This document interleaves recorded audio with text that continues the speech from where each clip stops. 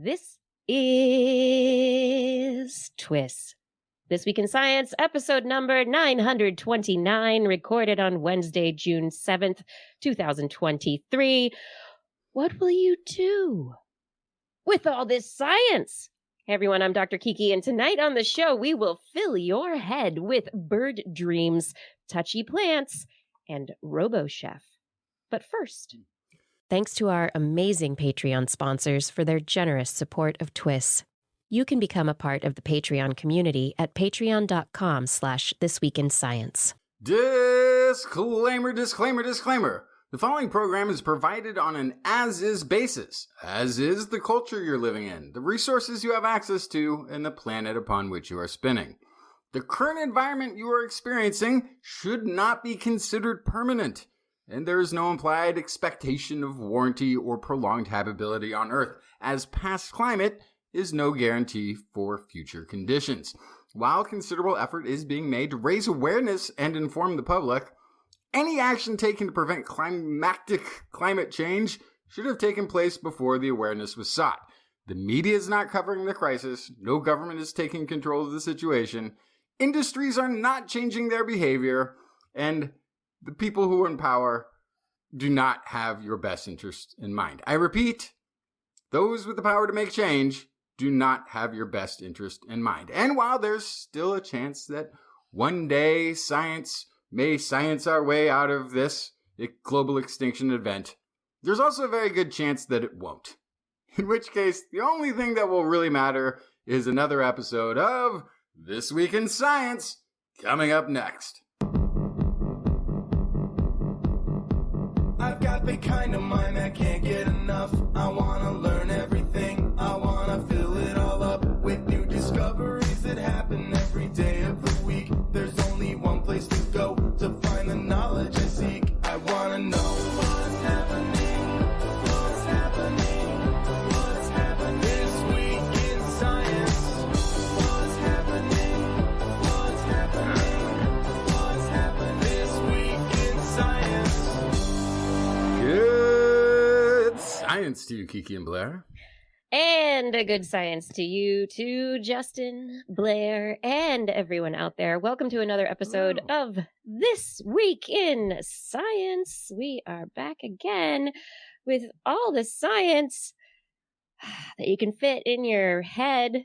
That's right. That's what we're doing. Thanks everyone for joining us. Happy VCR Day. Oh man, that's so fun. Big old tapes out of storage and celebrate back in the day when TWIS was one of the few media outlets that was discussing the fact that climate change was an issue. I was still yes, there were DVDs and everything at the point, but I was still renting VHS tapes from the local anime store. Wait a second. Be kind, rewind, man. 90s, early 2000s. As I recall, the first syndicated version of this show was cassette tapes that would get mailed out. Even further. So mailed out. Yeah, no, that was mailed a cassette tape. You never mailed a cassette? Maybe I'm remembering a different show. The postman took it uphill both ways in the snow, right? Yeah. There you go. No, I still have VHSs. I edit it by hand. I have some VHSs just in the other room. I still got some. I'm sure the tracking is problematic, but yeah, most likely. I mean, especially if you're trying to watch that VHS tape on a DVD player or your live streaming whatever box that you have on I think you'll start a fire. And that would be toxic, so let's not do that. On this week's show, we have lots of science news. I have stories about space exploration with JWST, forever chemicals, our RoboChef future, privacy, psychedelic brains, and bird dreams. Wow. I always have bird dreams. What do you have for us, Justin? I've got a fishy younger Dryas story, more human intelligence competition, one thing we can do to stop global warming, and some news from the Amazon. Ooh, from the Amazon. Bring it. Blair, what is in the animal corner? Oh, yes. What did I even bring for you today? I have some endangered species, and I have some unusual mimicry. And before we get in the animal corner, I have those touchy plants you mentioned. Touchy. We got to find out all about that. As we jump into the show, everyone, I want you to know that if you subscribe to This Week in Science on any one of those many platforms for the podcast or for the live streaming or for, when you want to watch the video later, that's a great thing to do. You should do that. So subscribe. And you can find us weekly Wednesdays, 8 p.m. Pacific time on Facebook, Twitch, and YouTube. Right there, right now, everybody. Oh my gosh, say hi. Where are you? Which chat room are you in? Say hello. And tell your friends about it. Make sure to share the news about the live streams every time we have a new episode.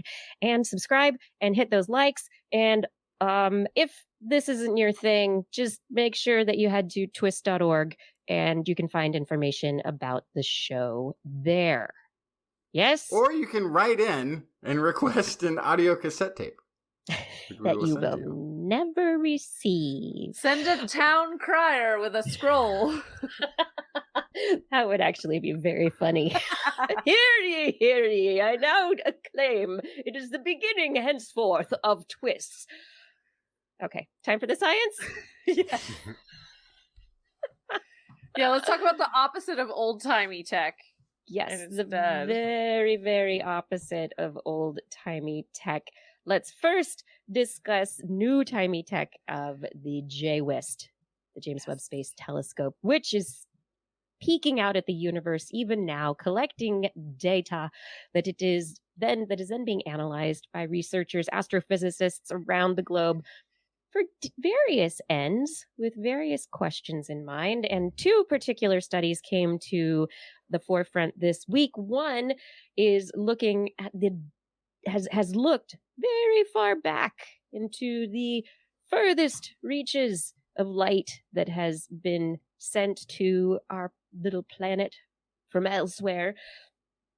And in that looking, researchers at UCLA and internationally have confirmed the faintest, the dimmest galaxy in the universe that we've seen so far.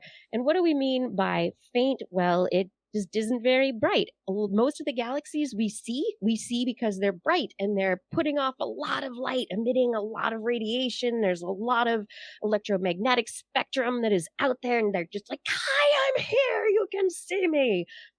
But the further you go back, especially considering the stuff that was right at the end of the cosmic microwave background era, the time of the great ionization, you started having coalescing into into galaxies, stars, et cetera. And the researchers think that looking at the really, really dim things out there that are obviously very far away could be looking that far back. And so these researchers have just published in Nature their confirmation of a particular galaxy called JD1. JD1 is the most distant and dimmest galaxy identified to date. It is one of the first galaxies to be emerging from that fog of ions that we now still kind of hear as the static if you have a radio or a television. They have confirmed that it was approximately 13.4 billion years ago that this galaxy came into existence. So it was a few 100,000 years after the beginning of the universe, which was about 13.8 billion years ago. And so these really dim galaxies are very rare. We really haven't seen them. And this is an amazing step forward because without JWST, we never would have been able to see this very dim galaxy. Wait a second, though. We're talking about a whole galaxy. And it only took a couple 100,000 years, like on a galactic time scale. That does not seem like very much time. Right? Something's wrong with somebody's math. Yeah. So okay. So this was the light that we are seeing. They think it's really as from what they can tell, this was emitted 13 to 4.4 billion years ago when the universe was only about 4% of its present age. That this is like the first, not big deal galaxy, not the bigger ones, but this is like an old dim galaxy, and we're just starting to see that light. I'm totally willing to say, okay, it's that early, it's that long ago, because it's that dim and everything else. But then to say, but we're sticking with the number of how old the universe is, and it took 6 weeks for that early galaxy to form. That's the part I'm like, can you just, if you drop that number out of the discussion, Right. then I'm okay with it being 13.4 billion years old. If you tell me the universe can only be 13.6 billion years old, or not even that, it would be less than that. Like, forget it. I think things still took time. Well, it's very interesting because we have also our idea of cosmic expansion or universal expansion, right? So this was light that has actually been traveling to us for over 25 million years or 25 billion years. I'm sorry. That because of expansion, the light was emitted 13.3 billion years ago. It's been traveling towards us for some 26 billion years, and it's finally reached us. And still, we had to use gravitational lensing to be able to see it. Using the bending of space-time by gravitational bodies to make it possible for us to even see this in the first place. So there are a lot of assumptions in place, and I do agree with you there because we're kind of like, this is this date, but so far, basically all the evidence lines up that this is when this stuff started, inflation, Big Bang, inflation, blah, blah, blah, all that kind of stuff. And then we're hitting the front edge of the wave of galactic formation. Here's a problem. The universe is how old? Like 13.8 billion years old. And how long did it take for the light to get to us? 25 or and how old is the universe? The 14, yeah, exactly. Okay. Expansion rate, which we're still trying it's math. It's the math is just not right. Okay. I will continue to shake my old manny fist from my front lawn. Shake your stick at it and can't be right. Mr. Physicist who studies this all the time.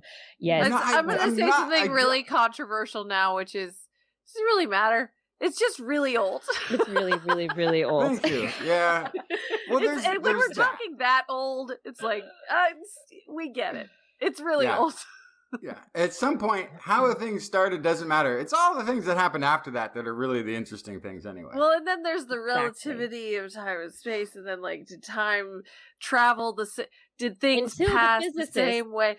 I want to inspire the next generation to investigate these things, because once they get general relativity and all the expansion, inflation, and all these things figured out, then maybe we'll have our wormhole time travel kind of stuff.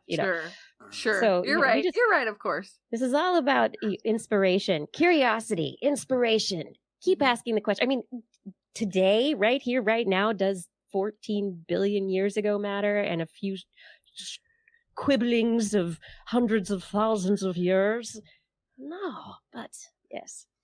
Yes, there are great people out there working on these questions. But again, to talk about something else that happened probably about 12 billion years ago, so a little more recently in our universal timeline, the JWST has also, thanks again to something that is called an Einstein ring, which is also a gravitational lensing of a sort, researchers have been able to image the oldest or most distant complex organic molecules in the universe 12 billion years ago. Yeah, what do you mean? What are you talking about? So an Einstein ring is a situation where one galaxy is lined up exactly behind another galaxy or gravitational body within our view of space.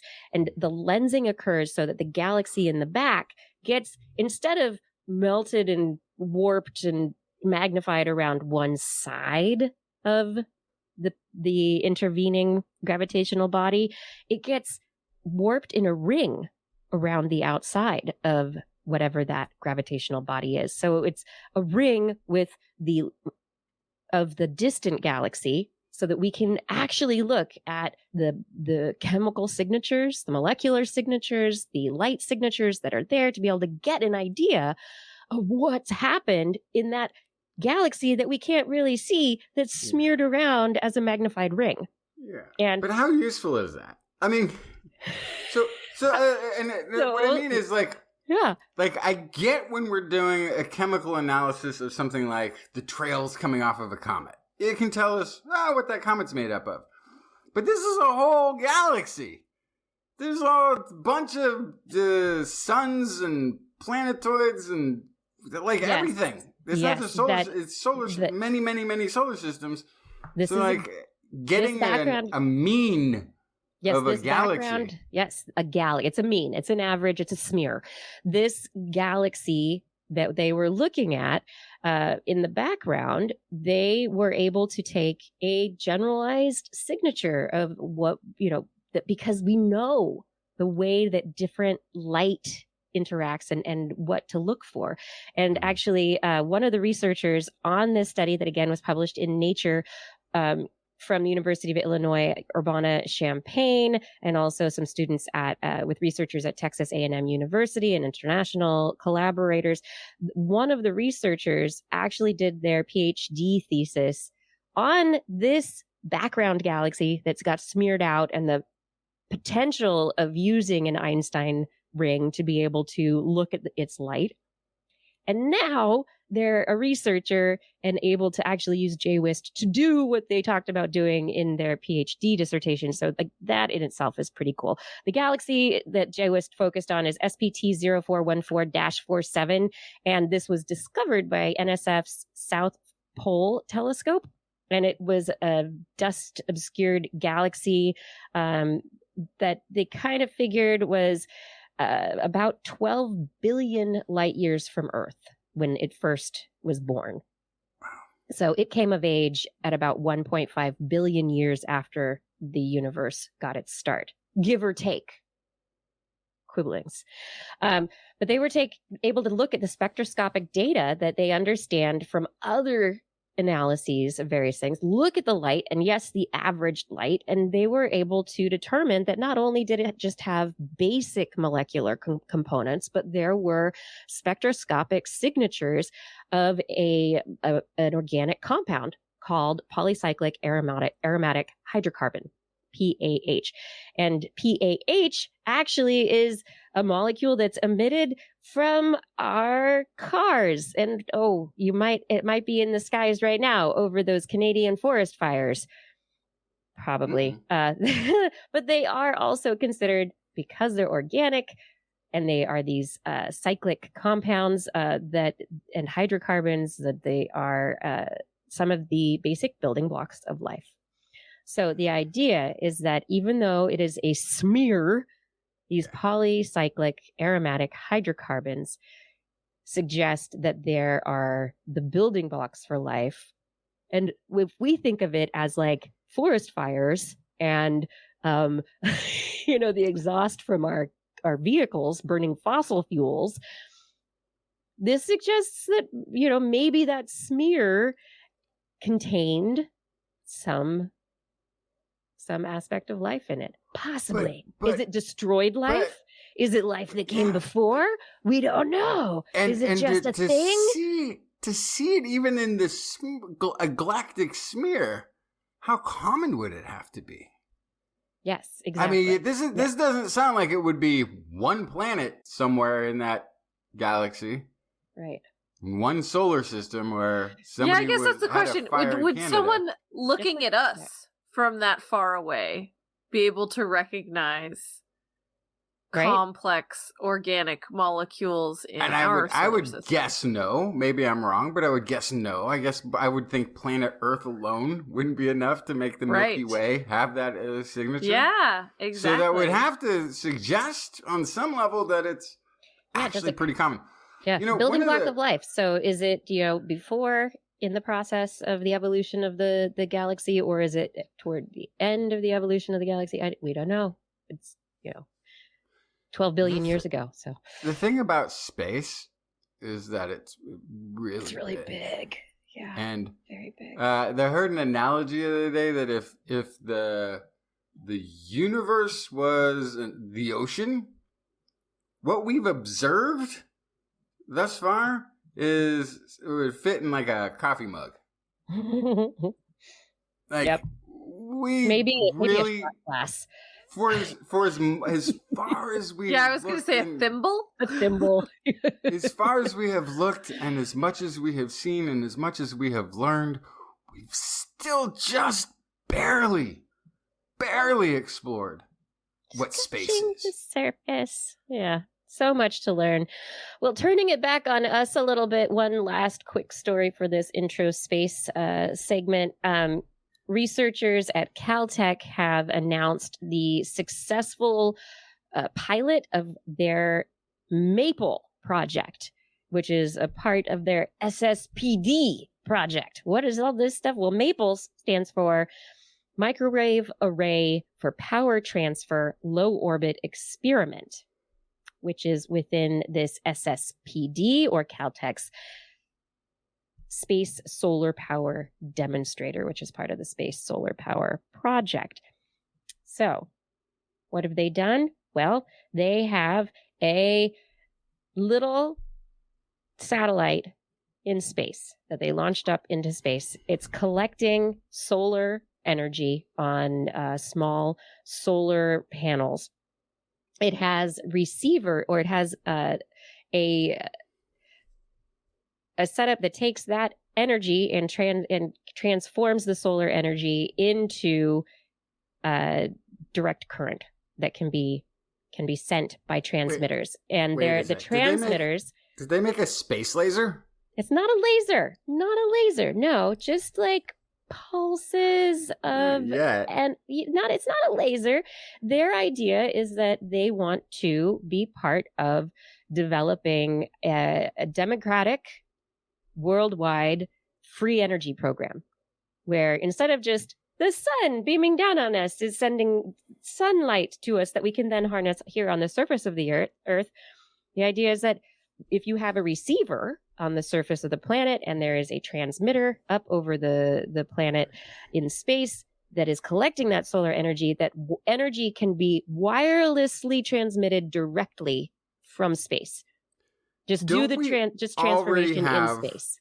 A way to wirelessly get energy from the sun down to the earth. Like it feels like it's an unnecessary step. Yes and no, because the way that power is generated, and at this point in time, solar power is still not widespread enough to make it easily accessible.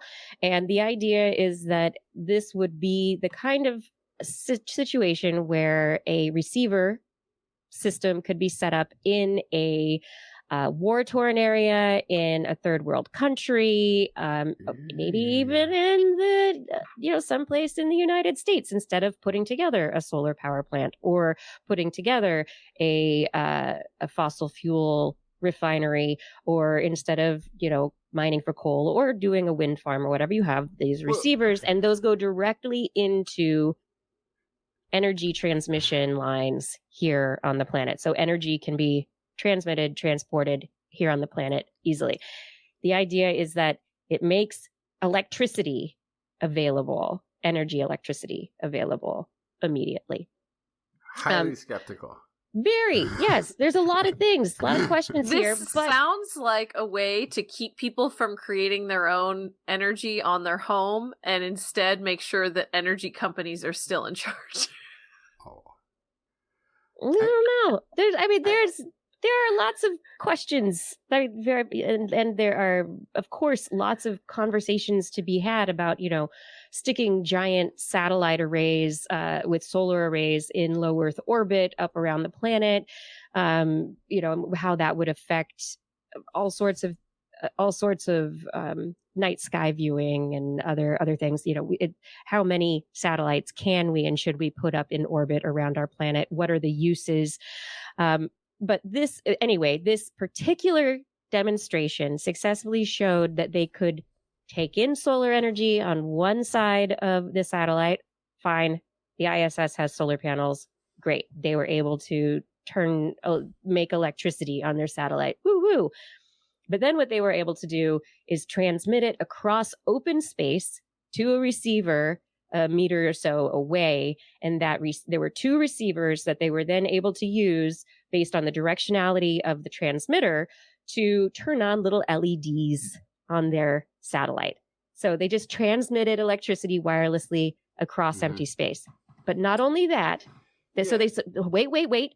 Not only did they just transmit the electricity across. That's like 1930s technology, but okay. It is. Totally. And they turned on their LEDs and they went, woo woo, our satellite's working and this is working LEDs up there. More Additionally, they were able to, there was a window installed in the satellite that allowed the transmitter to send its signal toward the Earth. And researchers at Pasadena's Caltech University had an array that was set up to receive, a receiver that was set up to receive the signal, and they were able to read the signal at the appropriate time in the expected frequencies that were expected for the distance that the signal was traveling, and blah blah blah. But so this isn't signal the 1950s though. Energy what from is space this signal to Earth. Okay. If that's what the signal was, powering up they charged a phone. They haven't done anything like that yet. No. So it's all, they haven't done any. They got a signal, picking up a signal from an object in orbit? That can't be possible. I just, I haven't figured out why yet. Well, if you have a really, really big solar array with a big transmitter. Dyson sphere. I mean, that's different altogether, but you could transmit a focused signal to a particular spot on a planet, which is maybe geosynchronously locked with the satellite, and have a wireless transmission of current. This is a wireless transmission of current. Yeah. That's 1930s technology. Oh yeah, this is Tesla's wireless. Yeah, this is very it's going the back free even energy before, from a giant tower. Yes. Yeah. But this sounds more helpful to me for Mars colony stuff. Very possible. We have a lot of issues here on our planet though still, but I just wanted to put it out there that demonstrated. And as you might be saying, 1930s technology, it's successful so far. And they have a long way to go. This was a pilot. This is the very first step in the process. Yeah. No, and I encourage them to keep going. The one thing that turned out to be a obstacle for Tesla, creating a free energy generator that would just power people's devices in their homes without wires, was that then there's no way to charge for it. Yeah. Well, that is a part of the idea here. The one of the individuals who is behind the funding of this research, he's a philanthropist, and he put money in excess of $100 million in support of the project. He's excited about the idea and ability to one day create a world powered by uninterruptible renewable energy. And I love that. If anybody can tap into the same source of energy at the same time, it stops becoming a resource. I don't know. Yeah, but bigger, different conversations. Yeah. Pilot study happened, very successful. Woo woo! Let's talk about your issues with the younger Dryas. My issue? Yeah, I've got nothing but issues right now. What is going on? What's going on? Come on, cantankerous old guy with your cane. I have a problem with every story I've looked at. Get out of my science yard. This is actually, I love this story. Research led by Department of Anthropology at the University of Alaska in Fairbanks has delved into freshwater fishing practices of ancient Native Americans in eastern Beringia, which is Western Western Alaska. So the team went through all these sites that were older than 7,000 years looking for fish. And they found 8 sites that were identified, all near the Tanana River, off the tributary off the Yukon River. And these 8 of them that had actual, not just reports of fish being found, but actually had the material available to study. 7 of the sites were dating from the Younger Dryas, which is 11,650 to 12,900 years old-ish. They found 1,100 and something fish that were identified. The fish that they identified were mostly fish that were all fish that can be caught in those waterways today, with some interesting exceptions. All the identified fish before 11,800 years ago were freshwater fish, meaning no salmon, basically. So something happened after Younger Dryas, maybe before, caused by Younger Dryas, that may have cut off the supply, the ability for salmon to make it that far inland. And then after things warmed up again, they start showing up. So Younger Dryas, for those who aren't familiar, is a climate-driven extinction event. The planet was leaving the Ice Age. Continental glaciers were receding. Humans, megafauna, were expanding into new territories that were nice and lush in the Northern Hemisphere. And so everything was great, and then Younger Dryas happens. And suddenly we're back in the Ice Age, with some places that were having lower temperatures than there were at the glacial maximum. There's a pretty good idea of what happened. The idea is that there's this giant inland lake, because there's a continental glacier that's still there before Younger Dryas starts. Over northeastern America and most of Canada, it's still a giant glacier there. That whole corridor thing in the west is opened up and it's gone. And what they think happened is this massive lake of melting ice is formed. And at some point there's a glacial dam break, and it just pours a freshwater, cold water lake, a third of the size of Canada, into either the North Arctic or the North Atlantic Ocean. And that shuts down the thermal conveyor belt of the Atlantic, which is why temperatures drop and things get really dry in the Northern Hemisphere, but the Southern Hemisphere is relatively unaffected. In Australia, doesn't even notice that this has happened. Because it's a climate incident, but it's localized. It's localized to the Northern Hemisphere. Weather patterns change and all of this. So one of the things that come out is it just because I saw a Nova special once, and I went, "Oh, that's interesting. I didn't know that there was a comet that hit at the same time that this lake formed." And so I went looking into it, and basically, the Younger Dryas impact theory. 3 things you need to know about it. 1, it's total nonsense. 2, it should be studied. Like, the papers should be studied. The research that went into it should be studied, because it's a prime example of data selection bias. Of like, to believe that there was a Younger Dryas impact theory, you first have to believe that there was an impact. And then the data will fit. If you didn't go in already believing it, none of the data doesn't. Yeah. And then 3 is actually to Blair's point earlier, it really doesn't matter. All the interesting stuff happens afterwards anyway. And in fact, it got to the point where I think the last round of Younger Dryas impact theory was that this comet or asteroid or meteorite, whatever it is, hit the remaining ice pack and pushed it into the water. So it ends up trying to slip in where the original,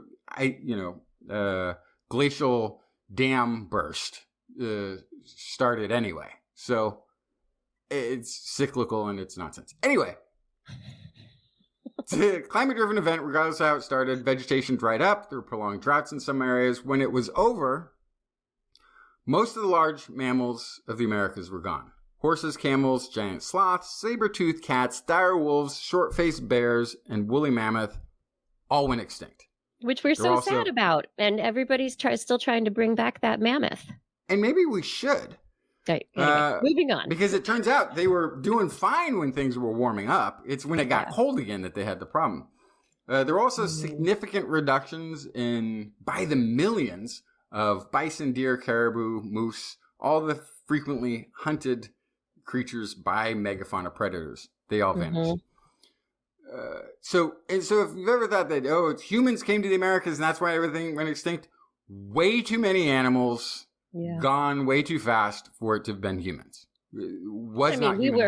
Humans were hunting, but that was just part of stuff. And in fact, this is also when Clovis culture disappeared. Mm-hmm. So Clovis culture is like the most technologically advanced big game hunting stone spear type technology out there. You have a spear tip that you throw the spear and the spear will fall off and the spear tip stays in the animal. So you can reuse it. Mm-hmm. Right? You can take another spear tip, you slap it in, you can throw again. It was like the most advanced thing. That technology goes away. People don't. And what's interesting is the intensity of fishing at the Tanana River Basin shows up during the Dryas, isn't there before, shows up during Younger Dryas, and then kind of diminishes again after. So what it's showing is that people switched when the big game dropped because of starvation, because of drying out, because of wildfires that were taking place, because like we know in California and now in Canada, when you have a prolonged drought, wildfires take over, they wipe out the vegetation. The vegetarian animals are all dying off. The the predators of those animals were dying off. And the humans were like, it's too far to walk to find anything to hunt. So they turned to fishing. One of the things I also thought was interesting about this, and it's not mentioned in the study, all these megafauna and big animals disappear at this point. You know what survived? Brown bears. Interesting. Why did the other bears and the other big, carnivore, omnivore type, why did they disappear? Brown bears fish. Oh, they fish. They fish. So here we have Adaptable. It was the adaptability of humans and bears to be able to go, that's not available anymore. I'm going to switch to something else. And actually the bears may have already been heavily relying on fishing because there was this short-faced bear, which is like this bigger, the biggest bear that ever lived, that used to actually be quick enough and big enough to hunt animals. Like it would hunt prey. Like brown bears don't really like chase deer. So that's cool. They were pushed maybe into having to forage on berries and fish because there was a larger apex predator bear around. But anyway, bears and humans, it was survived. Fishing that got them through the Younger Dryas, and there was no impact. Well, I hope that we'll all be able to survive on the fish. Oh, wait, we're killing all the fish.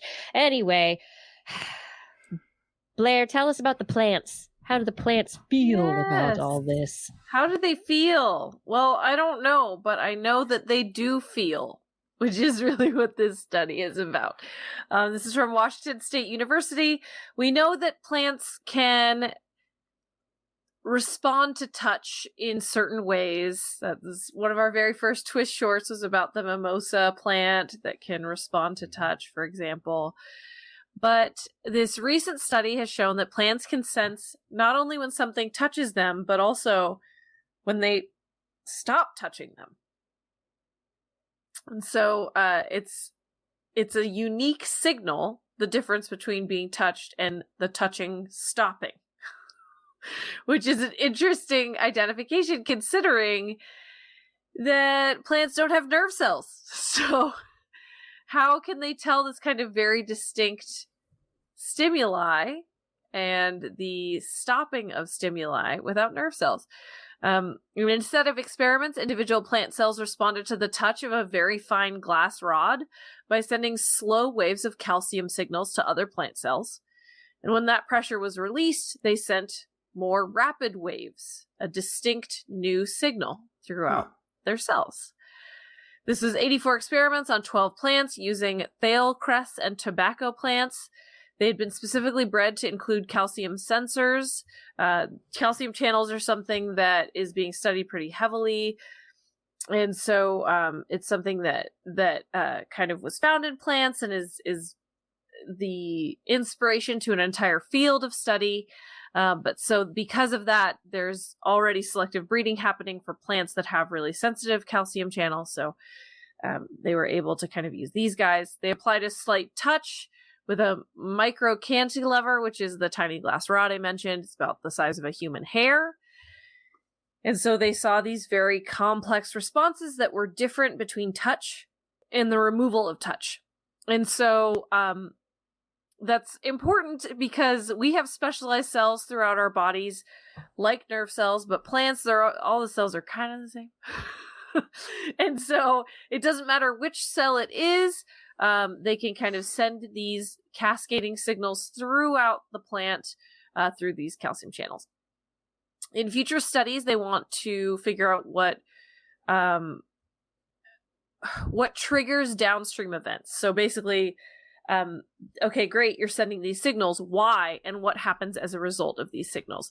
Is it the starting of touching? Is it the stopping of touching? Is there a response to both? What are those responses? And so that's kind of the next step is why would they have a response to these two pieces? And what are those responses? So I think that's really cool, but it's not just, I got poked and I'm responding.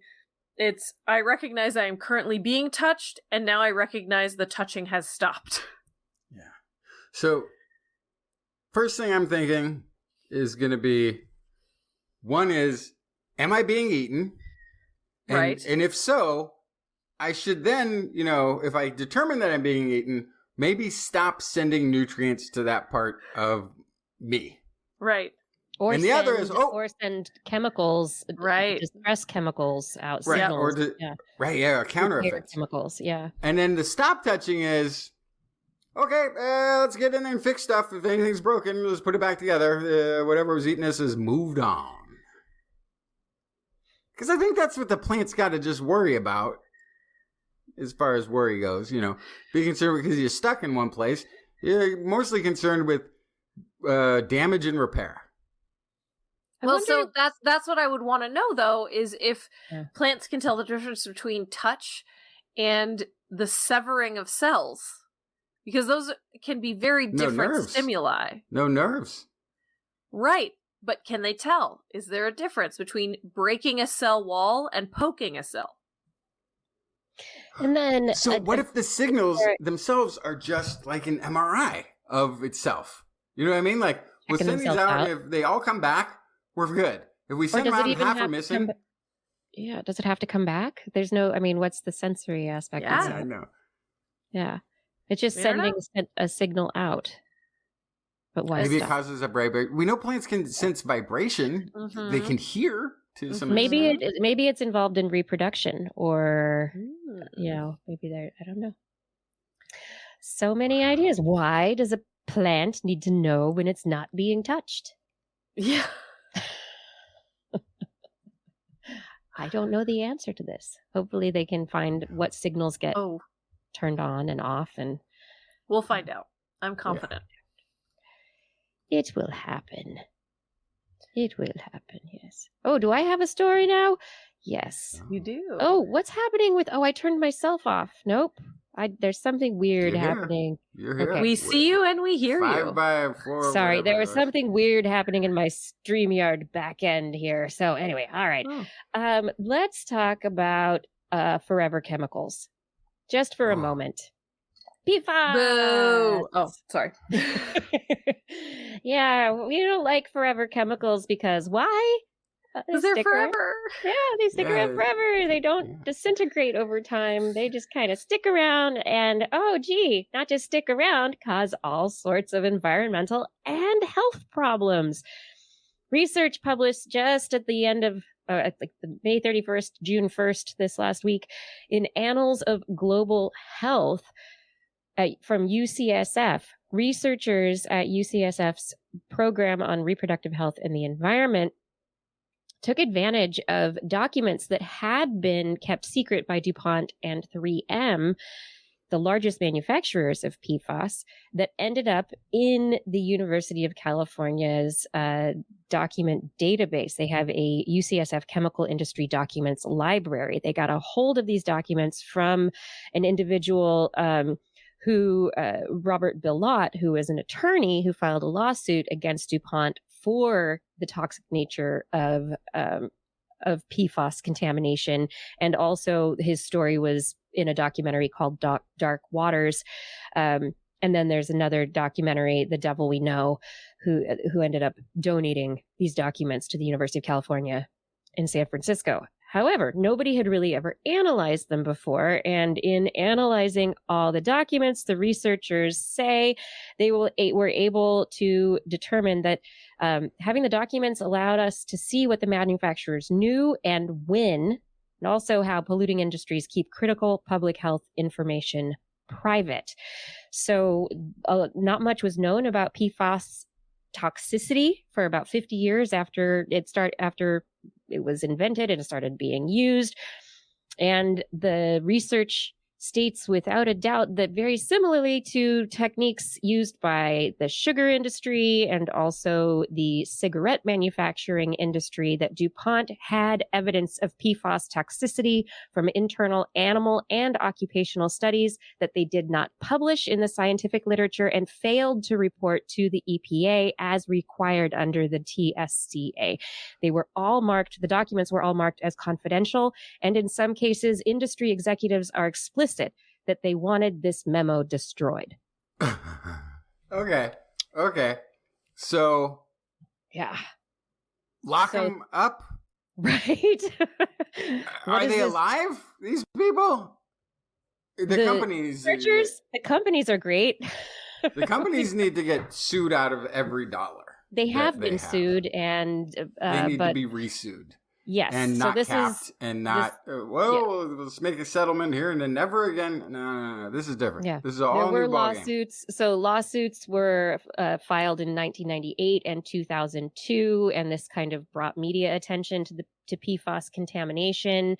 In 2004, the EPA fined DuPont for not disclosing their findings on PFOA, not PFAS, and there was a $16.45 million settlement that was the largest civil penalty obtained under the U.S. environmental statute, 16.45 million. Nothing. Compared to their DuPont alone has $1 billion in annual revenues from PFOA. Yearly. That was in 2005. This is one of those things. Why can't businesses be canceled? Why aren't you not allowed to business anymore at this point? Yeah. So this is the question that I bring. We have this scientific information. We have whistleblowers. We have people who have brought this information to bear. And now finally, decades later, we have research analyzing these documents that can state, hey, yeah, not only was it shown in these lawsuits that they knew stuff, but these documents really, really say these executives knew what was going on and they hid it and they lied about it for profits. And this is not in the best interest of the public health. So how do we increase transparency in chemical driven industries? How do we increase regulations? How can we create an industry in which we expect that chemicals are going to do bad things and they're not allowed to be used until they are proven to be fine in most So one suggestion I would have is if any of these people are alive, they should be in jail. Suing the company is one thing. If there's individuals who viewed these documents, wanted them destroyed, if they're alive, they should be in prison. Yeah. Second, you should multi-generationally claw back every dollar that they earned from that company. Yeah. Claw back. If they're gone and their children's children are living off of that money, it should be clawed back. Yeah. But this is a case where the science has taken time. And I hope this is a story that continues to make its way out into the media and into the public, because this is the kind of information that people need to know about, that these corporations, that executives have put profits over people. And as early as 1961, Teflon's chief of toxicology discovered that Teflon materials had the ability to increase the size of the liver of rats at low doses. Advised the chemicals be handled with extreme care and that contact with skin should be avoided. It's already dead. 1970 internal memo. DuPont-funded Haskell Laboratory found one particular PFAS called C8 to be highly toxic when inhaled and moderately toxic when ingested. 1979, they discovered dogs who were exposed to a single dose of PFOA died 2 days after ingestion. 1980, DuPont and 3M learned 2 of 8 pregnant employees who had worked in C8 manufacturing had children with birth defects. And they stated in an internal memo, we know of no evidence of birth defects caused by C8 at DuPont. Well, yeah, because they didn't study it, because they were like, hey, never have this kind of study. Yeah, don't do that. We should never look into this. We should never. We know nothing of it. Yeah, so this article, The Devil They Knew, Chemical Documents Analysis of Industry Influence on PFAS Science, is in the Annals of Global Health, and we will, of course, link to these stories on our website. Claw back. I don't care if it's great-grandchildren. Yeah. Claw back any dollar that they have. It's ill-gotten. Yes. I don't need my nonstick pan.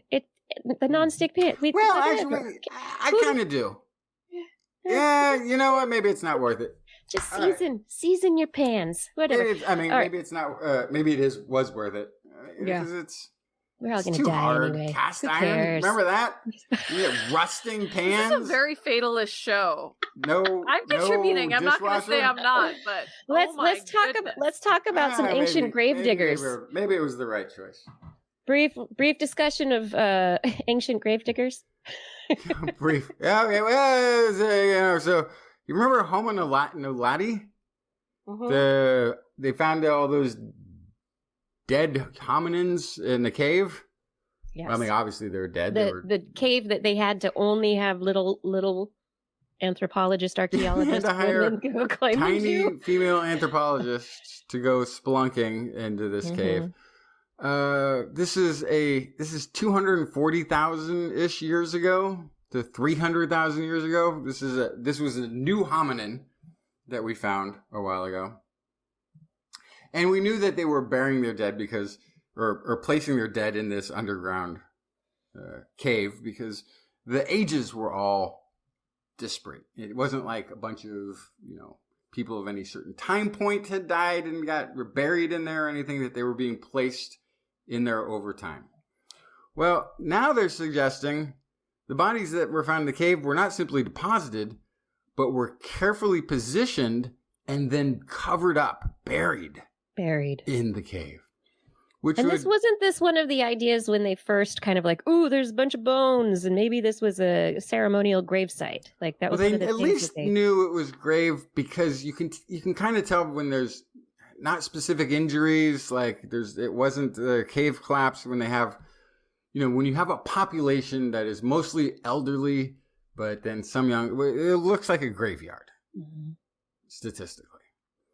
So the oldest human burial is about 73,000 years old that we know of. Maybe it's older if you count the Neanderthals in that. But this is 240 plus thousand years old. And then they also suggest that they found cross-hatched etchings in the walls that have been placed there over at various times. And some food offerings in this, what is now a tomb, what is now you can conceive of as an underground mausoleum. They have some animal offerings to the dead. They have this cross-hatching patterns, symbology on the walls. And they think for all of this to take place, they must have had, some of the animal offerings were cooked in the cave. Huh. Okay, so they were using it. Yeah. They had fire, which also makes sense because it's really dark, and if you're going in there and positioning and then burying and then making cross-hatching patterns on the rock, you need light. So this is fire control, symbolic etchings, and burial hundreds of thousands of years before humans even came up with the idea that you should get rid of that rotting body. So amazing. Further challenges, and it's also I do the stories about the different kinds of fire making last time. Neanderthals and modern humans having different fire kits. The different strategies, the different strategies, but the sort of knowledge for it had to predate. So now we're also like Homo naledi, which is very separate from distant cousin, not even as close as humans and Neanderthals. And so when she starts to paint the picture is, if you have all of the overlapping things between different cultures of hominins, chances are it predates. It goes back further. So you've got humans, Homo naledi, Neanderthal, who can make fire, does cave art, buries dead. You start to come up with this list of, these are not convergent technology evolutions that are taking place. These must have had the capacity in an ancestor. Yeah. Because there's too many things. Like if it was just one over here and one over there, then maybe you can make that argument. But the overlap of all of these abilities and, cave art to burial to fire control and use suggests that all of these things probably go back much further than the split between humans and Neanderthals. And if they're Naledi, which is a very distant cousin, then you're going back even further into time when hominins would have been rather intelligent. I think the next thing you're going to find is Homo naledi may actually have had language. We're pretty much there with Neanderthals. Like there's no way they could do what they did without language. That still really does depend on their anatomy specifically and what they were capable of. But there are a lot of questions that I do want to point out that researchers are a bit upset again at the way that this particular researcher is approaching his research. So this work that is currently in the news about Homo naledi is a preprint, but they treated it with 3 papers. Of three papers. It's 3 preprints that they are still going through peer review. They have not been accepted for publication yet. And the researchers have been treating them and media with an embargo date. So today or yesterday or whatever it was like the day that the news could come out, because it was the day that the papers were published on the preprint server. So it was all timed to be a media circus for the show. It's all for TWIS. The sensationalist aspect of it. And so researchers are really concerned about the fact that that Berger is promoting his work above and beyond the actual science of it. And not doing it in the appropriate way. So there are concerns, and people do have questions about the sedimentation and how the bones were laid down and the evidence that's been used. But because it hasn't been reviewed, it hasn't been accepted. So my side gig now is writing up studies, and sometimes they seem to be there's a lot of really bad things bad studies that get published. Like, for sure, awful studies that can get published still. Yeah. So I think at this point, the credibility of the publishing industry isn't so high that you would care what they say first. Yeah. Before, you know what I mean? Like, good for them taking ownership of their own research and saying, here's what we found, and talking to the public and making it a public spectacle and a big story, because that's what is needed. If the publications are whining that they didn't get it first and they wanted to be able to be the gatekeeper for the scientific information, well, your gatekeeping skills suck. Scientific publishing industry. That's why entire journals full of tens of thousands of published stories every year have just been decredited. Yeah, because it could also be that this researcher is very smart because of the research is in bioRxiv. It is on a public preprint server, so anyone can see the work ahead of time. It is going to be peer reviewed. They have a lot of faith in their results, obviously, to be pushing it through the media before they've been accepted. But at the same time, considering the funding environment for research like this, and for this is the kind of storytelling that is, this is science communication that has a very specific purpose, which is to get the story out there in a great way that is led by the scientists themselves and not by the media. And then that conversation can be led by the scientist and can also gather enthusiasm in the public that potentially will lead to philanthropy, funding, and a bigger wallet to be able to do future work with. Yeah. So there is that aspect also. Hey, Blair, you look really hungry right now. Oh, I do? Oh, yeah, so hungry. Would you love to have food prepared by a robot? I guess that's fine. I can't think of a reason that would be a problem other than that he can't taste test it. No, there's no taste testing involved, but researchers at Cambridge University have published their work with their robot chef that has learned how to cook. I mean, this is a tentative term for this state of the research, but has learned how to cook from watching videos. The researchers took videos of themselves holding up food items like a carrot so that the computer's camera and AI could identify the object and categorize it, classify it, and then the human chopped up the carrot did the same with an apple, and then put the ingredients together in a number of very simple recipes. So these are they're calling them salads, but it's like chunks of carrot and apple together.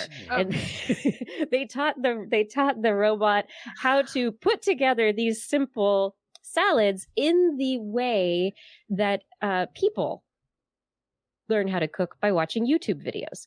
So the idea is that instead of being programming the robot, this is what you do, and they're only programmed to do one particular thing, that the robot chef could learn to identify particular foods and in the process and understand how they go together with different ingredients, and then potentially be able to make make food. Very simplistic at this point in time.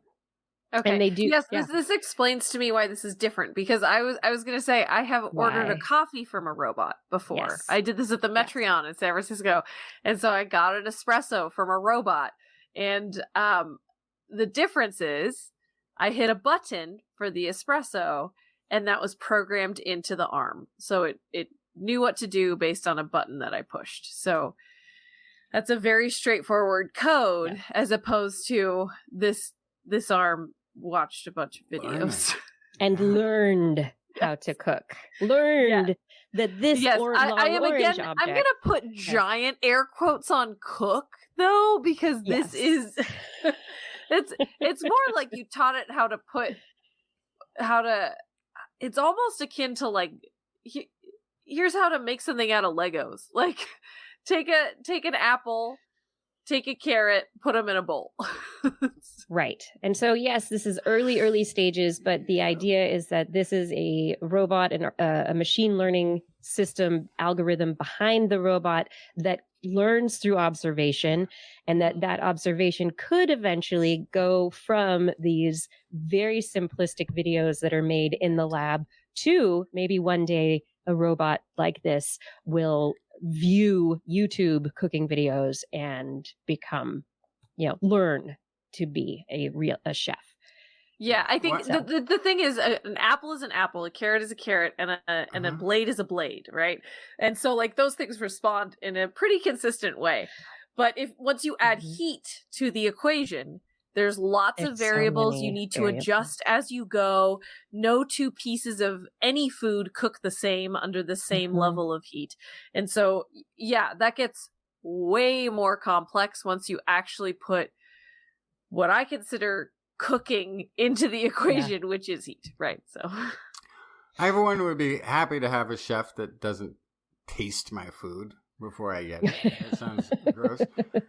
Also, I think I would only want a vegetarian robot cook. I'd just be afraid that it would misidentifying meat could be dangerous. It's in there with the knives. Yeah. And it's like, psst, come here. No. I need you to come over a little closer. Ooh. But now it is important. You're mixing up cooking with butcher roles, which are very different. Very different. But the question is, if a robot chef is going to be identifying various ingredients in front of it for some kind of cooking that it's supposed to be doing, how does it identify the difference between a carrot and a sweet potato?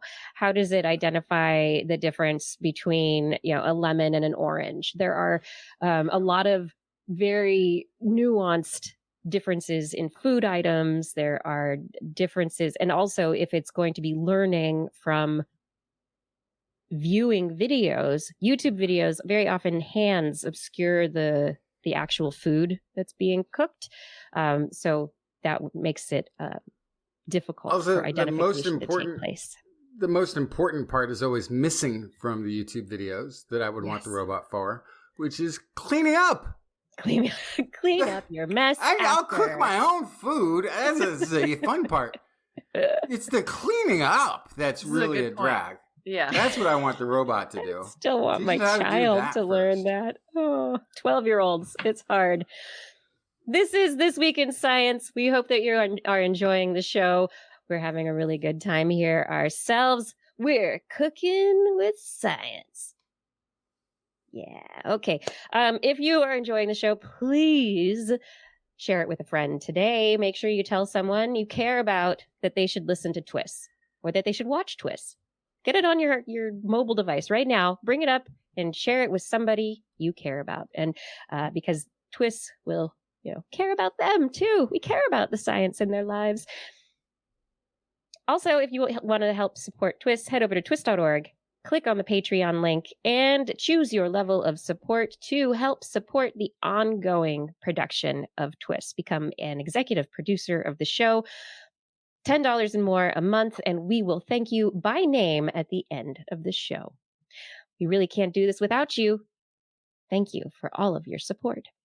Okay, coming on back to more This Week in Science. It's time for... Oh, yeah, it's that time. It's that time. Blair's Animal Corner. With Blair. She loves our creatures, great and small. Biped, millipede, no pet at all. You want to hear about animals? She's your girl. Except for giant pandas and squirrels. There's Animal Corner. What you got, Blair? Oh my goodness. Do you want a fun story or some bad news first? I think I always prefer the bad news first. Yeah, eat the frog. Eat the frog? Eat the frog. Yeah, do the hard thing first. Got it. Okay. I was like, I do actually have a story about frogs eating beetles later, so I got very confused. Anyway. Oh, okay. Okay. So, let's talk about the bad news.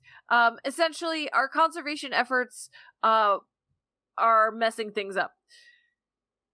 Specifically in Australia, this is a study looking at the woylie, which is a small marsupial that hops around, also called brush-tailed bettongs. They're really important to the environment in Australia. They improve soil health through digging.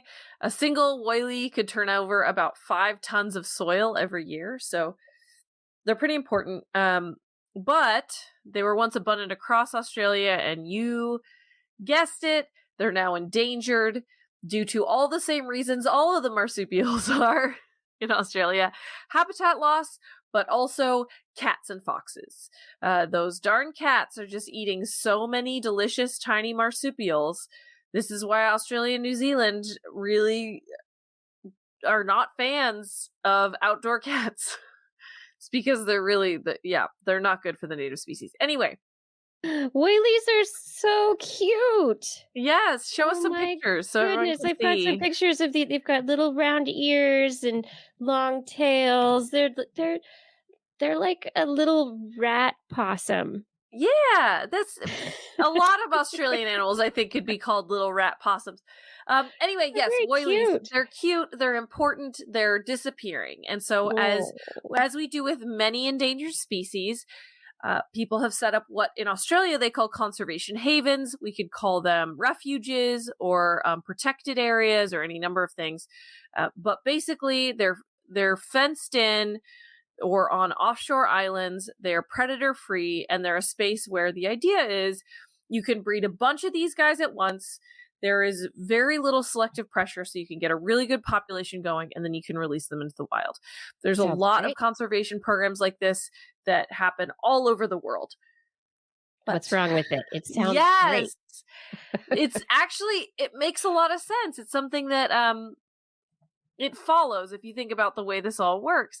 But despite the fact that their populations have increased greatly inside the havens, and they think that overall about 13 extinctions in Australia have been avoided over various mammals because of these havens. The issue is exactly what's so great about them. There's little selective pressure. So they examined through 10 years of monitoring that inside the haven, where there were no predators, competition for food was the biggest pressure. That was pretty much the only selection on these guys. So in that case, bold, carefree woylies ate before more cautious ones. Can you guess why that might be a problem? That would actually select for a behavior that might be more likely to get them eaten in the wild. In the wild. Mm-hmm. Yeah. So and it's great in that particular situation, but in the wild, not adaptive. So the issue is, yes, you are allowing for a large population to grow, but you are not providing realistic selective pressures that they will then face in the real world. And so in just 4 generations, woylies born inside havens became kind of more bold, but also smaller, and their feet became shorter. Their feet became shorter? Yes. So Why is that important? It takes energy to build big feet, and if they don't have to get away from predators in a hurry, they don't need them. Oh. You don't know. It's like little feet. Yeah. Okay. Anyway, yes. Yes. And so in general, it looks like they had a dampened response to predators. One of the big ones that they do, which actually a lot of marsupials do, is they will eject their young from their pouch to distract predators while they escape, which sounds really like a big bummer, but it is essential to the survival of these animals if it is life and death. And so if they're not doing that, then yeah, I know it's... That is the worst thing I've ever heard an animal doing. So they can escape. Yes. Don't eat me. Great. Here, But take my here's the baby thing. instead. If you are a marsupial and you have a helpless baby in your pouch, the baby cannot survive without you. No, So hey. if your choices So you are, run away faster. your choices are you both die, or the baby dies, you run away and you can reproduce again. So You could have rhymed that. evolutionarily, Reproduce that goes another day. against every mammalian instinct that I have. but according to marsupial instinct, it's actually a I'll winning have more strategy. babies. So anyway, Right, yeah. Pull a baby out of my pocket. Throw it at the predator. It's what great. this all means is that, first of all, in just a few generations, they lost their anti-predator defenses. So if you know that going into conservation efforts, then you can know that you can't have multiple generations in a row living in these havens or refuges or protected areas or whatever you want to call them. The other thing is that this means you need to expose these protected animals to threats. predation or threat, yeah. Yes. Now, do you want to expose them to cats? No, those are not natural predators. But can you include natural predators in your space, or can you train them to recognize predators? There's other research happening with that, where like they're training Australian animals to recognize and avoid cane toads, for example. So there's lots of potential options here, but essentially it's not enough to give them a coddled experience and then release them into the wild. You have to assess and give them a realistic life in those havens so that they are set up for success when they leave. Hey, are you all right? Is everything okay? Yeah, I'm fine. Dingo took my baby. Oh gosh. I gave a dingo I my gave baby. it to him. Yeah. Mhm. Yeah. Oh no, Dingo took it. No, I gave it to him. It was me and the baby. How about create havens that keep out the invasive predators? Yeah. How Anyway, about we how about remove the invasive? Too Anyway. hard. Get rid of all the cats. I think that's Keep a them fantastic inside. solution. Keep them inside. Anyway, Or just get rid of them. moving on. Really? So important information for the future of conservation efforts. What we have been doing may have been wrong, but the more we know, the better we can do it in the future. The more you know. Anyway, Sounds like the problem's cats. moving but on. okay. I want to. You're correct. I want to talk more about mimicry. So I like mimics. mimicry, yes, is a huge field of zoology, looking at all the different kinds of mimicry that exist in the animal kingdom. And I'm going to talk about one that was really kind of unusual that I wanted to bring up because I hadn't really ever thought about it. So usually you hear about conspicuous body colors from one animal who's poisonous or venomous or dangerous in some way. And then another animal mimics that color so that they can benefit from the danger of this other species. So I might not be poisonous myself, but I'm bright red like the tomato frog, and so the animals avoid me as well, even though I'm harmless, right? So this is a common form of mimicry. But in this case, this is looking at Bombardier beetles, whatever you want to call them. They are an insect that ejects toxic chemicals at a temperature of 100 degrees Celsius What? to repel enemies like frogs. No. Really? Yes. That's wild. I didn't know that existed. So it's toxic and hot. Meanwhile, a type of assassin bug, Certhenia flavipes. It doesn't do anything, does it? No, it does. So that's what makes this really weird. It exhibits a conspicuous body color that is very similar to the Bombardier beetle, but they also have a defense mechanism. So these guys both have reason to look scary. They both have reason to warn predators. And for some reason, they look the same or similar. Very similar coloring. Similar colorings. Yeah. So to a frog, you're going to go, that doesn't look delicious. Those both look brown and black. I don't like it. Yeah. Yeah, so the assassin bug actually can like inject toxin. It's like a whole thing. They're really stabby. nasty. Yeah. They're very stabby. Mm-hmm. And so researchers set out to kind of figure out how this happened. Who's mimicking who? Is it a coincidence? What is the benefit if they both have their own very effective defense mechanism? Why on earth would they look the same? And so they grab some frogs, some pond frogs, which normally will attack both of these, the beetle and the assassin bugs. And they expose these frogs to one or the other, and then the other. And so among the frogs, 100% of them rejected the Bombardier beetles.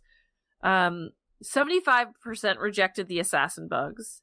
So initially, the expectation there is that the Bombardier beetle is better defended against frogs than the assassin bugs. And then they switched it up. They showed them the other one. So frogs that had previously encountered one were less likely to attack the other. Always. And so if they had previously seen an assassin bug, they decreased their rate of attack on the Bombardier beetle from 75% to 21%. So very effective. But if they encountered the Bombardier beetle first, their rate of attack on the assassin bug went from 91% to 40%. So in both cases, a drastic change if they found one over the other. So this really seems like a mutualistic thing where they're like, hey, strengthen category members there. We live in the same area. We're both spicy. If we look the same, they're spicy. Animals will try to Stay eat away us from both of less. us. Yeah. So I think it's really wild. I've never really heard of this before, that two animals who have their own defense mechanism are kind of benefiting from the strength in numbers. Yeah. That makes perfect sense. It's actually amazing that you don't see it more. I'm still tripping out very hard over the 100 degrees Celsius because what is it, like 80 degrees Celsius or something is already boiling? Like, or you can make a cup of tea at 80 degrees. So this is probably an exothermic chemical reaction where the beetle is putting together, mixing some chemicals and expelling them very quickly, so that the beetle itself isn't containing this liquid. It's probably chemicals being mixed together. That's still very remarkable. Oh, it's incredible. Oh yeah, it's very cool. Not just scalding, but burning. That's what's so crazy is it's not enough that they are able to have this burning, stinging sensation. They're like, no. I'm also going to make sure to look like this other guy. So then I really want to know, and I don't know how we could figure this out in the fossil records. It's going to be so difficult to figure out. But like, who ended up looking like who? Like, who looked like this first? And then the other one was like, oh yeah, like that. So at what moment did these two insects end up looking similar? And who copied who? I'm just so curious. Or is it just nobody was copying anybody, but it just happened that way? Maybe. Right. It's just they were both speckled brown and black, and the ones that looked similar to each other did a better job of surviving. And so it just kind of spontaneously happened, which is totally possible. Right, if they had the same background that they were living in and hiding in, selection could have taken care of a bunch of that for them. All sorts of that, yeah. Yeah, but it is also possible that one of them looked like this first, and the other one, it just so happened that, the assassin bugs that looked like these beetles fared better, and then they slowly started looking more and more like them. That is also possible, and I'm just so curious.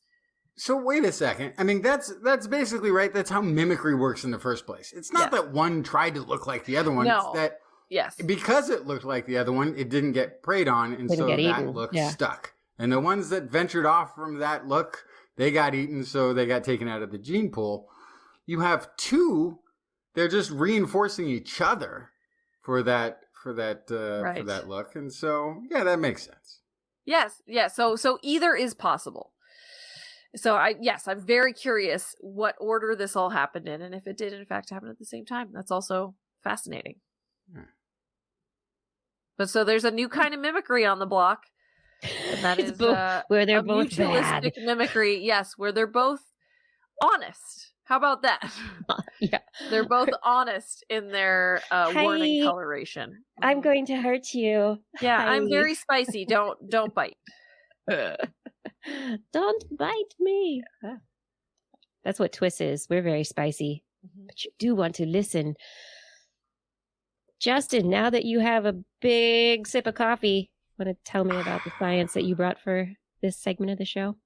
All right, so I'll try to do my quick stories now. Collective property rights leads to secondary forest growth in Brazilian Amazon. This is published in the Proceedings of the National Academy of Sciences. Researchers found that collective property rights, this is local stakeholders, these are indigenous territories of the Amazon, lead to higher reforestation rights. So the team compared secondary forest growth inside indigenous territories to the secondary forest growth on the land directly outside. And there's a couple problems with this study in just how they had to formulate it. Secondary growth is much greater, actually, in territories outside of indigenous territory. Because inside indigenous territory, you don't have the slash and burn tactics. So there isn't a secondary forest. There's just the primary forest. There's the forest, right? So they had to find areas that were basically taken over by indigenous populations that had been clear cut and compare those to the area just outside that territory. So they were looking at the same environmental conditions, even though by being adjacent to the indigenous territory, those forests probably fare better than territory that was far away from there. So they found a 2 to 5% increase in growth, and they found trees that were much older and so more robust on the inside of the indigenous territories. In the fairest version of this test that they could have given the non-indigenous territories, if that makes sense. So this is really amazing. There's 726 indigenous territories, covers 13.8% of Brazil, but it's about a quarter of the Amazon, which is then goes and extends into other countries. There are more than 250 indigenous groups. They speak more than 150 distinct languages. Currently, there are 400 and something that have established territories, because the rest are sort of in the process of becoming official. Because there's this, in the Constitution in Brazil back in the 80s, they created something called the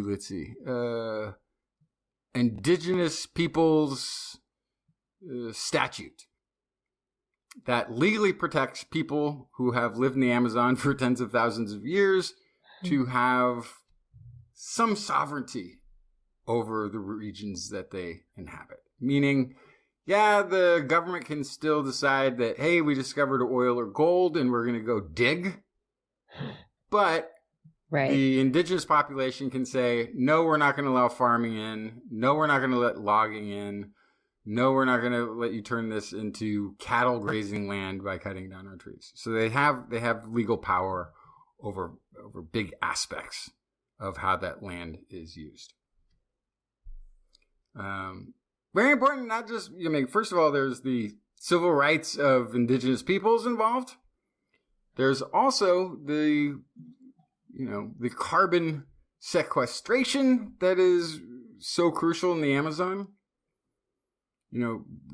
Brazil has been doing a fantastic job of secondary growth and protecting lands in their commitments to things like Kyoto. On the other hand, even though Brazil's gotten a bad name for deforestation. Well, so part of how they're able to do that is because they've done so much deforestation that they have a lot of land that they can say they're now protecting. Right. Yeah. That they're double-edged sword there. Yeah. Rehabilitating. So they could be net nothing different in the course of a couple of decades, basically, by saying they're now protecting land that they had just clear-cut the decade before.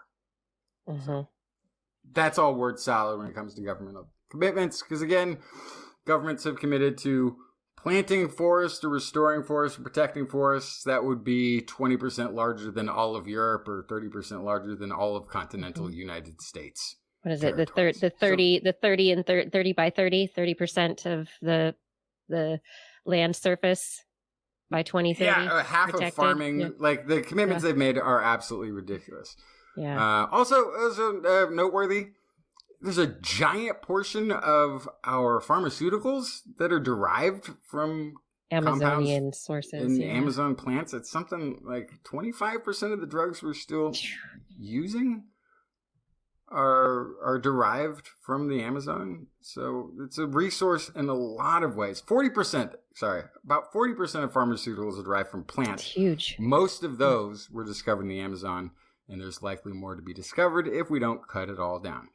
So this basically though, the take home from all this is that when indigenous peoples are taken into account and their land use and land rights is taken into account, you have sustainable beneficial effects on the forests. Which we've also found on wildlife in Canada when that's taken place. Caribou rebound under indigenous controlled territories at much greater rates than they would anywhere else. So anyway, thankfully, Brazil's constitution has an indigenous peoples statute that legally protects people who have lived in the Amazon for the tens of thousands of years. My last story is Brazil's Supreme Court is expected to issue a ruling today, or have started looking at it today. They're maybe going to issue the ruling this week that seeks to challenge Article 231 of Brazil's constitution, which, as it turns out, is the one that gives indigenous peoples the right to claim lands they have traditionally occupied. According to an article in Science, the challenge to indigenous rights is being brought by farmers, loggers, miners, and other groups, although in reality, it's probably not the workers, the farm workers, the lumberjacks or the mine workers. It's the corporations who are behind them who want to send their workers into these lands to exploit resources, who live nowhere near them. And they will never set foot on that land. I've been pushing for legislation to reinterpret the Constitution, and one of the requirements they have is that they would require all of the tribes to prove that they occupied those lands in 1988 or whatever it was when the Constitution was signed. Now, interestingly, proof that people were forced off of lands is not part of the new legislation. Yeah, I feel like that's usually pretty well documented. Yeah, it is. It is. But they're not taking that into account. That's not going to be taken into account. They just want to say, hey, in 1988, we'll just stop right there when this was made a law. And so there have been hundreds of new indigenous territories added since then, and expansions of lands. Adoption of what's called the Marco-temporal, Marco and then time frame of this. Marco-temporal, is what this legislation is being called. Could leave 87, up to 1 million square kilometers unprotected and negatively impact 95% of indigenous territories. Also, of course, a human rights violation. So look for that in the news, Marco-temporal. Yeah, look for that. I wonder how much we'll be hearing about that one. Well, I'll be sure to vote for. Oh, I don't live in Brazil. We don't live there. Maybe our Brazilian listeners will be. But if you've ever wondered whether or not industry is going to help in the fight against global warming, the answer is no. Why would you wonder that? If anybody was like, because you might see an advertisement. Unless it's emerging industries. Or a big corporation is talking about all of the good things it does for the environment. Greenwashing. It's always. Always. Yeah. Corporations. But they might not publish that study that says that their chemical is going to end up everywhere on the planet and not break down. I don't trust those people. Corporations. No. Okay. All right. Moving on to the last few studies of the night. I have a couple of studies. Let's talk about not the drugs that come out of the Amazon, but related to our personal private health, our genomes. Very often we donate DNA to or genomic samples to large studies with the implicit assumption, and usually with the wording from researchers, that there's absolutely no way that anybody can identify this data from anything else. They're not going to be able to do that. Well, there is a new study that's just published in Scientific Reports called Large-Scale Proteomics Studies Create Novel Privacy Considerations. Want to know why they create novel privacy considerations? Well, these large-scale proteomic studies aren't looking at your genome. They're looking at the proteome. What's the proteome? The proteome is the set of all proteins that are produced. So it's wait. So it's the proteins. These researchers were able to show that a machine learning system that was trained on proteomic data was able to track the proteomic data back to individuals when that proteomic data was associated with genomic data. Mm-hmm. Individual DNA level identification. These researchers go on to say that based on their scan of 1.3 thousand proteomes that did what they say is a naive Bayesian approach to these to the genomes for 2,812 independent subjects. They correctly linked 90 to 95% of proteomes to their correct genome. And for 95 to 99%, they were able to identify the 1% most likely links. They did find that they specifically had to have training sets with increased diversity to be able to improve the accuracy of identification of subjects with African ancestry. Everybody has African. You go far enough back, but specifically like African American. With larger profiling, they were able to, with specifically in the atherosclerosis risk communities, correct identification was greater than 99%, even in mixed ancestry populations. So when they looked at very specific single nucleotide polymorphisms, they were able to draw these mutations back to very specific individuals. They linked proteomes to proteomes and used the proteomes to determine features like sex, ancestry, and first-degree relatives as well. Wow. I'm surprised. Yes. I am very surprised by this. I'm shocked as well. This is amazing. This is ridiculous. This is what? See, I feel like I raised concerns about this, and I think I have been told by many people that I was being silly. and part of the thing that is part of the thing that would have made me skeptical about this is that your body can make 10 to 20,000 different proteins based on genome. Yep. But then there's alternative splicing and editing and all sorts of stuff that goes on downstream that turns that into the 500,000 that your body needs to live. Right, but because they're so specific, the mutations that lead to particular proteins or to particular, and so the protein association to genetic loci within the DNA is accurate, and it's accurate enough that they're able to make very accurate predictions of identity. Right, and so it just might, and then the next thing that occurs is like, individuals are going to have variants in different places, and if you say that's a variant, not a splice, then it narrows down that pool considerably, and then you have 500,000 proteins that can have little signatures intermixed amongst them that something like machine learning would be able to backtrack into. Yep. Who that came from. So when you're, spitting in a tube for your ancestry.com relations or, your 23andMe DNA where it's only single nucleotide polymorphisms and they're like, this is private data and nothing will ever be identifiable down the line, especially if we donate the data for scientific research. They'll never track anything back to you.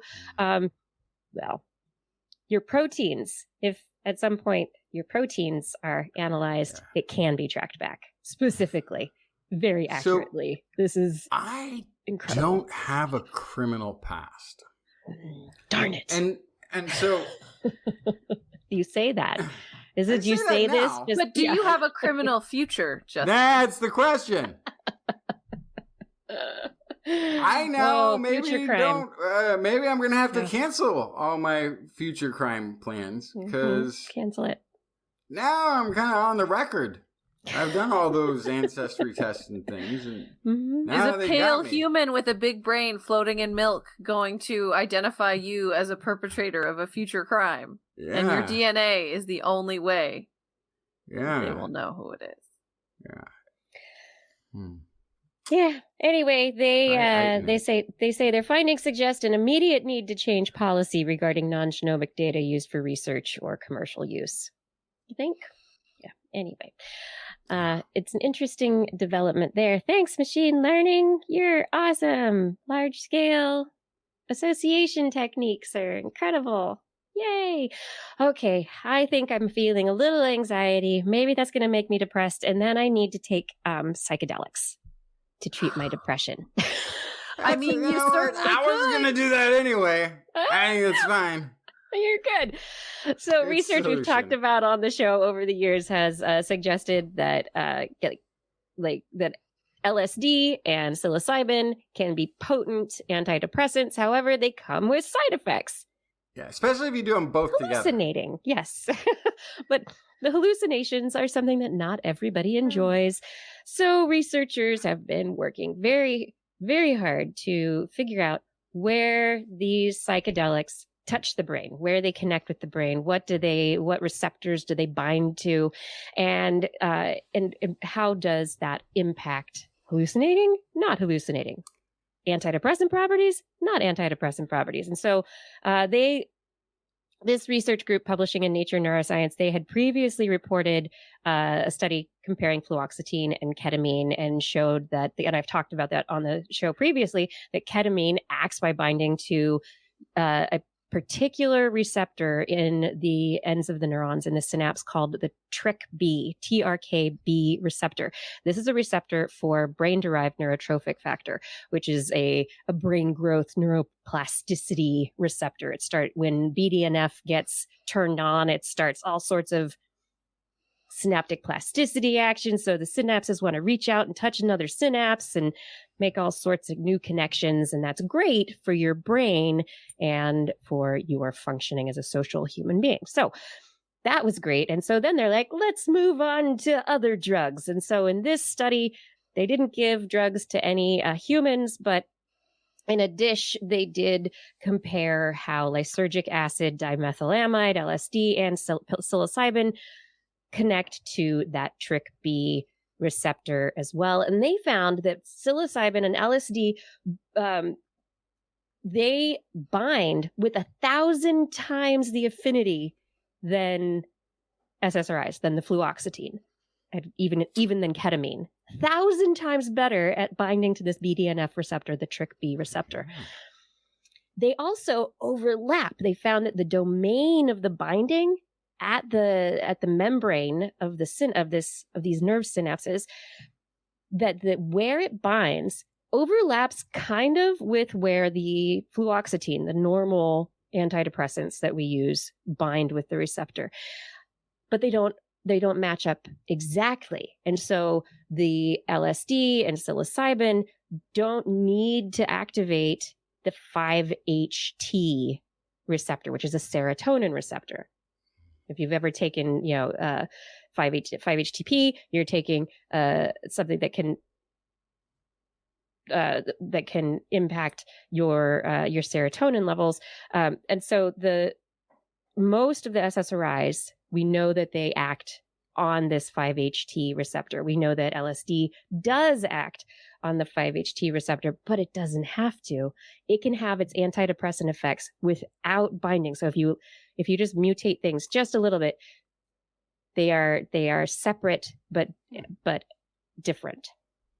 And so they found that they can target. So basically, the research suggests that they can target TRK-B as the target for antidepressant, for the antidepressant effect. If they try to create something that's like LSD or like psilocybin, but doesn't also bind onto the 5-HT receptor, that only binds to that TRK receptor.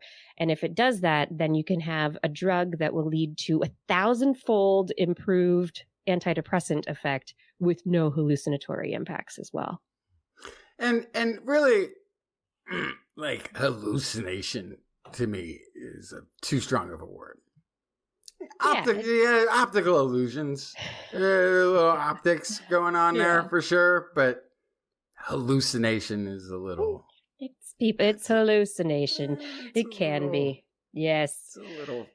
But it's cool. New drugs. Maybe it'll lead to improvements in how we treat depression in the future. And maybe instead of having to have somebody guide you through a psilocybin or LSD journey to be able to have that therapeutic effect, maybe it will be something that you can get, a week's worth of pills, and then you'll be fine. And by the way, the unguided, it's also pretty good. This was an old. Be your own anchor. Well, this is an old experiment, but they apparently experimented with prisoners in LSD, which I can't imagine that'd be like the worst place to ever want to be doing LSD. Would be in prison, but it severely reduced recidivism rates. People who did LSD in prison were like, I don't know if it was because of the LSD, it was because of paying too much attention to stuff, or they got just flipped the switch. But they're like, I'm not going back. Nope. Thank you. Don't want to do that again. Put things in perspective. I like not being in a concrete box. Speaking of concrete, doing crime. Yeah. Let's stop that. Let's not do that again. No more crime. But speaking of a concrete box, how about putting a pigeon in a little tiny fMRI machine to study its brain while it's sleeping to see whether or not birds dream? Yes, let's do it. Well, researchers did it. They've already done it. They've already done it. Well, I'm guessing yes. Pigeon dreams? Pigeon dreams, yes. What they discovered is that, yes, indeed, pigeons do dream.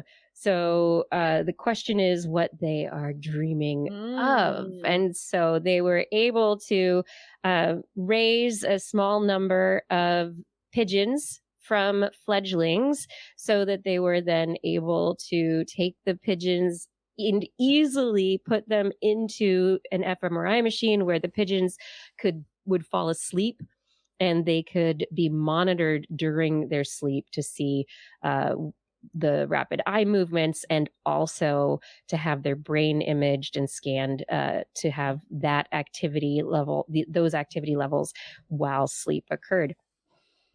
They were able to train the birds and get them into the fMRI machine and observe the rapid eye movement over a number of different. I am screen sharing. Yay!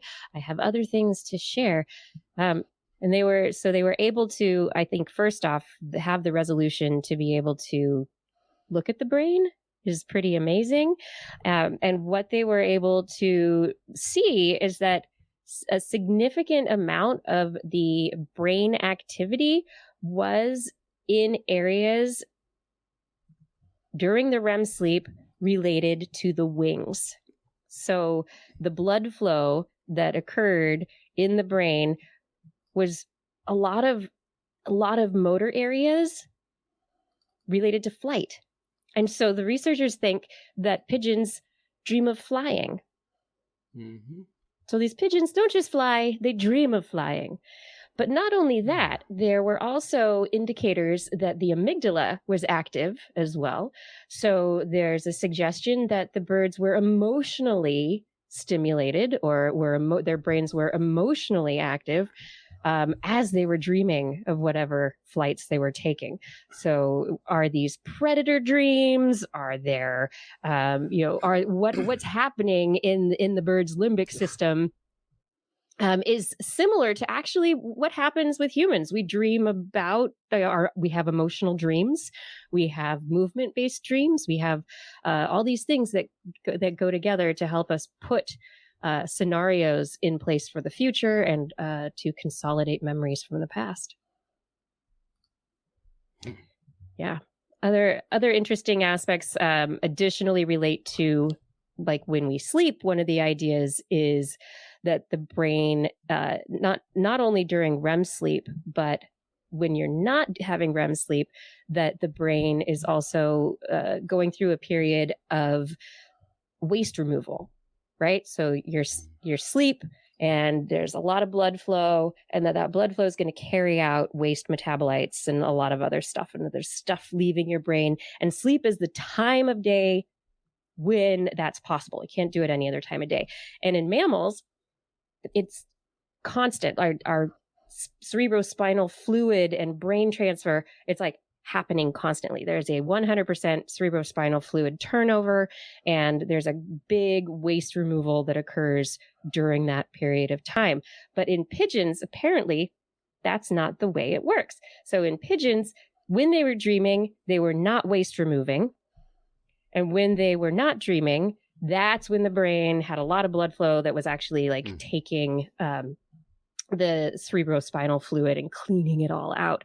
And they say that there were some compromises that might have been occurring to allow it to be an effective process, that the REM cycles are shorter than they are in most mammals. So they're like, they dream for a shorter period of time and waste remove for a shorter period of time. So it's the cyclic aspect of it was shorter in nature. So maybe there's more on off as opposed to on dreaming.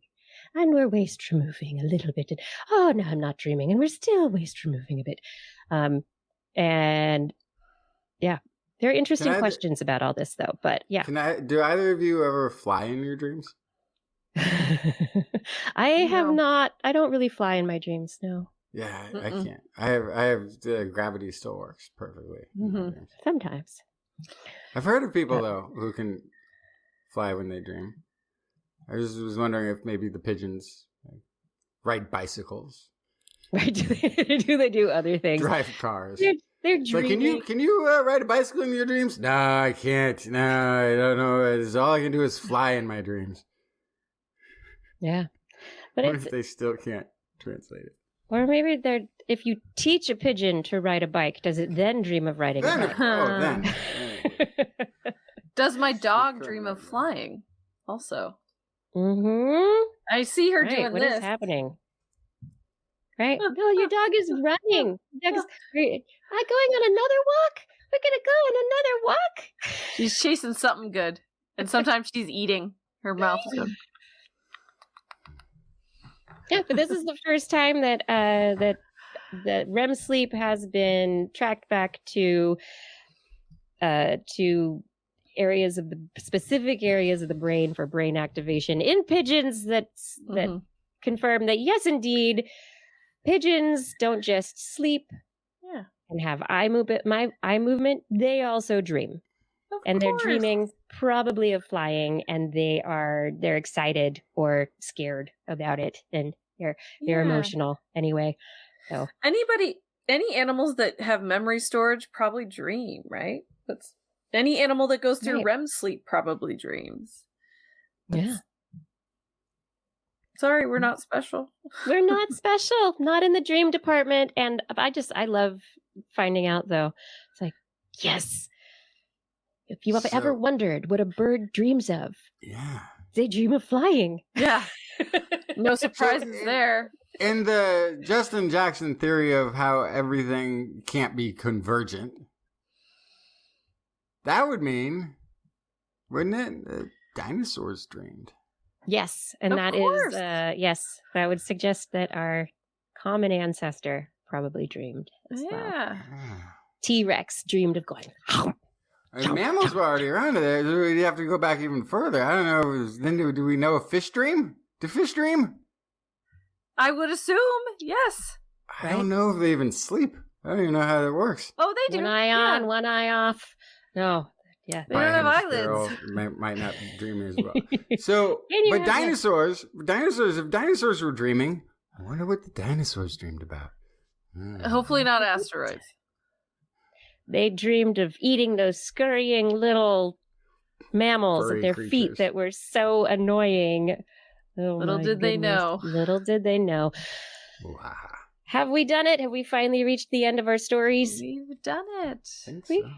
We've did it. We've done it. We've done it. I have one final just tack on to the end of the show here as I go into my big thank yous to everyone for joining us for another episode of This Week in Science. As I'm digging into our shout outs, I have one huge shout out for Gerald Sorrells. Gerald is a longtime listener of TWIS, started listening back in like 2010 or something like that, maybe even earlier than that, and has been supporting TWIS for many, many years. In 2012, we got our first email from Gerald when he told us that TWIS was influential in his decision to become a science educator. And then he updated us in 2017 when he received his associate's degree after spending several years working 2 jobs and putting all the classes together to be able to finish that degree. And at that time in 2017, he was planning to attend a program to receive a Bachelor of Science in Teaching Biology for secondary school. And this past week, we got another email.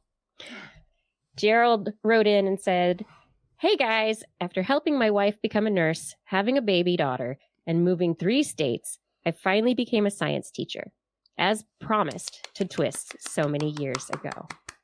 Awesome. So awesome. That is so cool. I started last year in November, and it's been such a roller coaster that I never had a chance to properly update you guys. And I also wanted the time to prove myself to you. High schools across the nation are desperate for science teachers, and the science department I joined is no exception. They are a great team, but they are understaffed and overstrained. Full-time science teachers were grading students that weren't even their own students. Substitute teachers were stand-ins for anatomy and earth environmental because there was simply no teacher there to give lessons. Workloads were massive. They were very relieved that there was some kind of help. The simple fact is that they would never have had the relief if it wasn't for TWIS.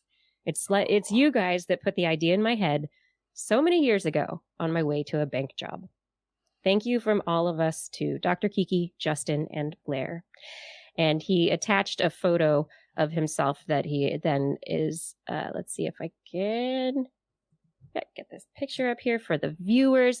And he attached a photo to say, this photo is from January 9th, 2023, of the TWIS logo that I had brought that day long ago on stage for my MDC graduation for the bachelor's degree. It's there for all the students, parents, teachers, and administrators to see, framed by the door as they came and went.